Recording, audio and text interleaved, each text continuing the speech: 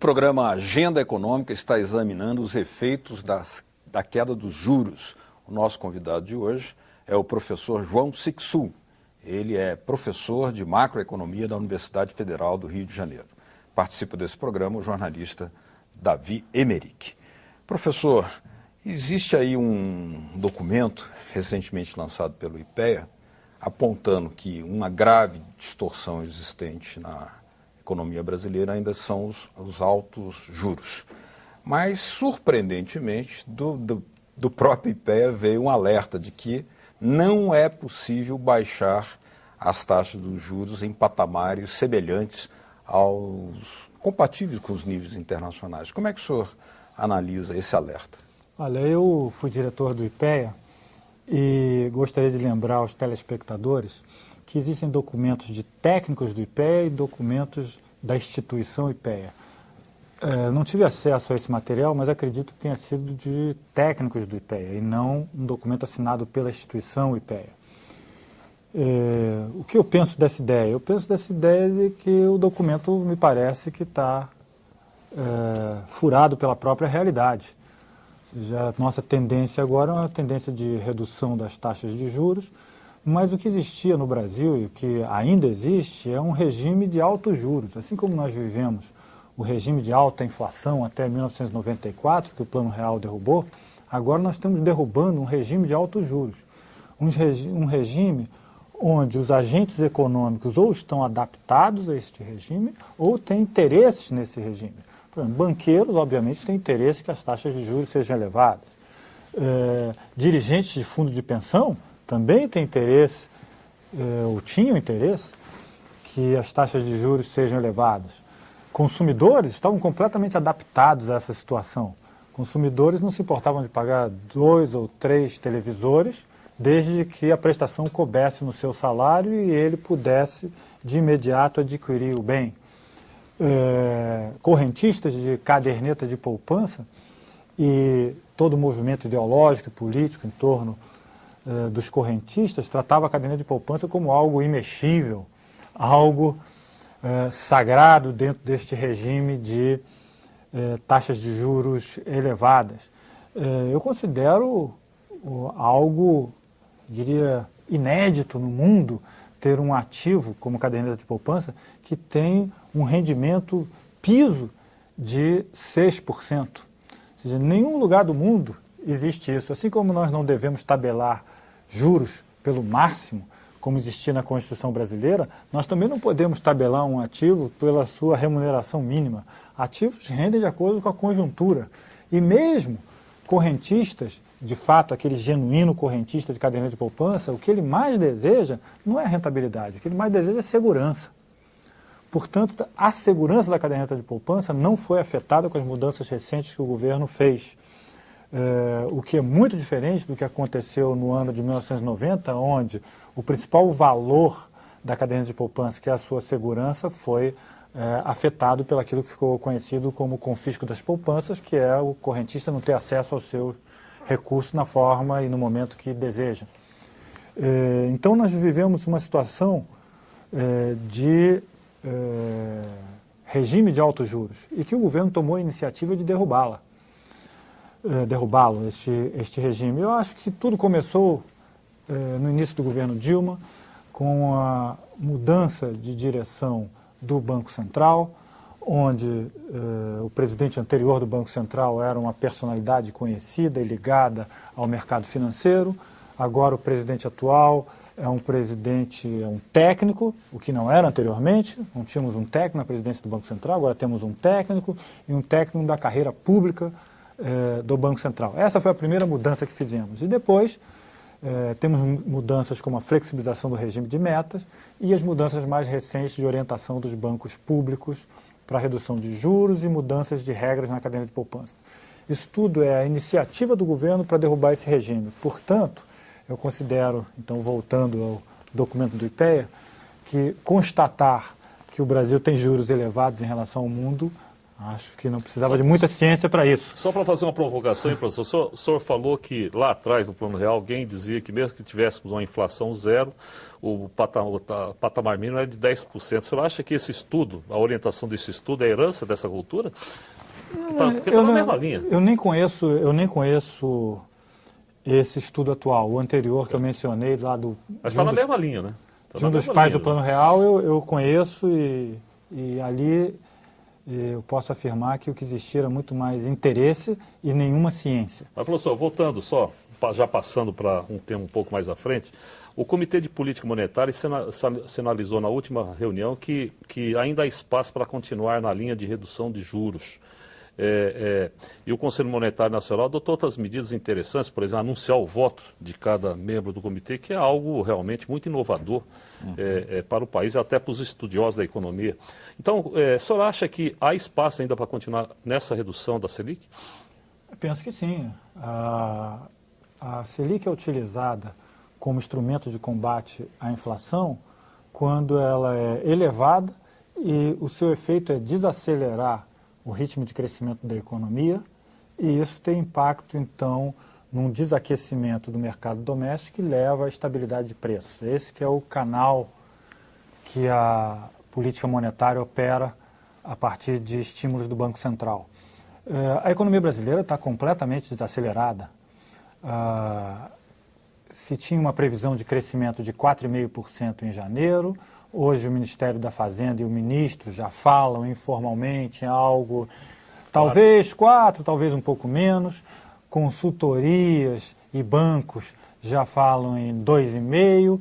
E muitos dizem, se a Grécia sair do euro, nós teremos um agravamento da crise europeia e que teria um impacto que o Brasil, nas condições atuais, com as medidas que o Brasil tomou até o momento, cresceria aí em torno de 1,5%. Então, a economia brasileira já está desacelerada, porque ela precisa de estímulo, não será mais desaceleração econômica que vai levar à estabilidade de preço. Então, há espaço para redução, sim, da taxa de juros Selic. Agora, qual é o papel que esses bancos públicos estão desempenhando, né, a partir de uma orientação do governo para reduzir as taxas de juros, mas qual é o limite que eles têm para influenciar os bancos privados e todo o mercado para uma redução generalizada dos juros? Essa pergunta é muito importante, porque nós temos que pensar o seguinte, vai haver um momento onde a redução de juros por parte dos bancos públicos não vai mais estimular a redução por parte do banco privado. Por quê? Porque vai chegar aquela situação onde os bancos públicos já não têm mais capacidade de absorver clientes. Então, a partir daquele momento, se ele reduz os seus juros, isso não terá impacto nos bancos privados, porque os bancos privados não perderão mais clientes para os bancos públicos. Então, essa situação colocada pelo governo, nova, que é a situação de colocar os bancos públicos como estímulo da concorrência no mercado, ela tem que ser complementada com a ampliação física dos bancos públicos. Isso significa que bancos públicos vão ter que contratar pessoal, investir em tecnologia, investir em equipamento, para continuar ameaçando os seus concorrentes em mercado e, portanto, as suas medidas de redução de juros provoquem também medidas de redução de juros no setor privado. Então, eu penso que tem que se caminhar com redução de juros e investimento em tecnologia e pessoal, ampliação de pessoal, tecnologia e equipamento, mas também há um outro instrumento que bancos públicos têm que utilizar, que é a redução de tarifas. Bancos públicos têm tarifas muito elevadas ainda, têm tarifas semelhantes à dos bancos privados. Eu penso que está na hora de agir, então, em 3 frentes. Redução de juros, ampliação física de pessoal, investimento em tecnologia, equipamento, exato. Ficar robusto e também reduzir tarifas. Aí eu penso que é uma concorrência bem intensa que será provocada nesse mercado. Professor, você vai fazer uma avaliação um pouco mais política, vamos dizer assim, de conjuntura. No dia 1º de maio, ocorreu um fato que, claro, quem está acompanhando a política, a economia, as pessoas perceberam isso claramente. A presidente Dilma foi para uma rede de TV e rádio e deu um puxão de orelha muito forte no sistema financeiro que talvez nunca tenha havido isso no país, desse jeito, da forma como ela fez. A gente gostaria que o senhor comentasse esse episódio. Eu acrescentaria o seguinte: isso pode provocar uma crise de relação entre governo e sistema financeiro que possa ter proporções que a gente desconhece, ou você acha que isso vai passar e tudo vai se juntar e a coisa vai na direção que o governo quer? Eu penso que a presidente Dilma fez ou expressou o sentimento de grande parte da sociedade brasileira. Assim, era claro para a sociedade que bancos exorbitam com juros e com tratamento aos clientes. E a presidente Dilma tem se mostrado, embora isso não tenha sido uma avaliação inicial, tem se mostrado muito hábil neste jogo político brasileiro que não é fácil. Então eu me lembro até do que o João Saldanha dizia. João Saldanha é uma das minhas referências. Sou Flamengo, mas gosto muito de João Saldanha. E João Saldanha dizia que zagueiro não divide bola na zona do agrião com pé mole. Zagueiro entra firme. Na zona do agrião é aquela zona em torno da grande área. Dizia, olha, zagueiro não entra com pé mole para fazer dividida na zona do agrião. E eu acho que a presidente Dilma tomou uma medida inédita, que é essa de partir para uma redução de todas as taxas de juros no Brasil, não só da Selic. Então, ali tinha que ter um complemento político de enfrentamento a uma ideia consolidada, que é uma ideia de taxas de juros mais elevada, que é, na verdade, a ideia de temos que ter no Brasil sempre uma transferência de renda da sociedade para o sistema financeiro. Ali eu penso que nós precisamos de um enfrentamento político a esta ideia concentradora de renda. Foi isso que a presidente fez. Eu acho que ela entrou na zona do agrião para dividir e ganhar. E não tem crise nisso? O futebol é sempre disputado, mas no final do jogo os adversários sempre se cumprimentam. E é isso que vai acontecer.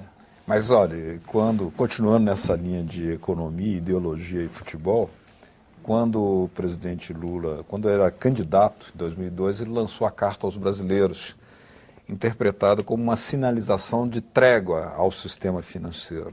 Será que agora essa atitude mais combativa, mais pé duro, né, da zagueira presidenta Dilma Rousseff, significa que é preciso construir um novo pacto com a área financeira? Eu penso que um governo tem que criar pacto com o setor financeiro, com o setor produtivo, com os trabalhadores, com todos os segmentos da sociedade. Essa é uma medida plenamente, eu diria que aceitável por parte do sistema financeiro, reduzir juros. O Brasil, é óbvio que os banqueiros sabem disso, tem o segundo maior spread bancário do mundo. O Brasil tem um spread aí na ordem de 35%. O Zimbábue, que é o campeão, tem 78%. De explicar para os nossos telespectadores que vem a ser spread, aproveitando a didática de professor. Vou tentar. O spread é a diferença entre o custo do dinheiro para os bancos, ou seja, os bancos captam recursos e pagam por isso, e emprestam esses recursos que captam. É a diferença entre o custo da captação e o custo do empréstimo. Então, essa diferença é de 35% no Brasil, o que é extremamente elevado. E, portanto, banqueiros têm que pensar que eles devem trabalhar num cenário internacional, que o Brasil não pode ser uma ilha, um paraíso para os bancos, e não é um paraíso para a indústria, não é um paraíso para trabalhadores. Então, bancos têm que sair do seu paraíso e entrar para a sociedade brasileira. O retorno sobre o seu patrimônio líquido no Brasil é de 27%. Os bancos americanos têm uma rentabilidade de 3%, 4% sobre o seu patrimônio líquido. Então, o caso brasileiro, a presidenta Dilma foi dura, mas banqueiros sabem reservadamente de que tem muito espaço para reduzir a taxa de juros e são, eu diria, muito hábeis e tem políticas flexíveis de negócios para manter seus lucros. Eu lembro que quando a inflação caiu, muita gente dizia, a inflação caiu no período do Plano Real, muita gente dizia que os bancos iam quebrar, porque bancos tinham muitos ganhos com a inflação e não iam conseguir viver num ambiente de inflação tão baixa. Bancos se adaptaram rapidamente e têm lucros exorbitantes. Vai acontecer o mesmo agora. A economia brasileira vai crescer e os bancos vão manter seus lucros ou reduzir os seus lucros para patamares internacionais. Nesse tema e dentro desse bloco, o cadastro positivo não resolveria esse problema? Porque o sistema financeiro falou muito na necessidade do cadastro positivo. Não seria uma forma de derrubar esse mito do spread? Olha, o cadastro positivo, ele é algo, eu diria, que a gente deve olhar com muitos bons olhos, mas ele não é, diria assim, o pulo do gato para resolver o problema das taxas de juros no Brasil. Juros são altos no Brasil porque há interesses que os juros sejam altos. Não é porque não existe cadastro positivo. Então eu penso que outras medidas, como as medidas que estimulam a concorrência no mercado, são mais eficazes, embora não esteja descartando, do que o cadastro positivo. O cadastro positivo, diria que sinaliza para um banco a possibilidade de inadimplência de um cliente. Quero dizer que os bancos que mais reduziram as taxas de juros recentemente e que têm clientes com rendas mais baixas são os bancos públicos. E são também os bancos que têm a inadimplência menor. Inadimplência em torno de 2%, enquanto os bancos privados têm uma inadimplência em torno de 6%. Então, essa ideia de que cadastro positivo seria a solução do problema, eu diria que é uma das soluções do problema. No próximo bloco, a Agenda Econômica vai examinar a lucratividade do sistema financeiro e também os efeitos de uma eventual persistência da crise europeia sobre a economia brasileira. Continue com a gente.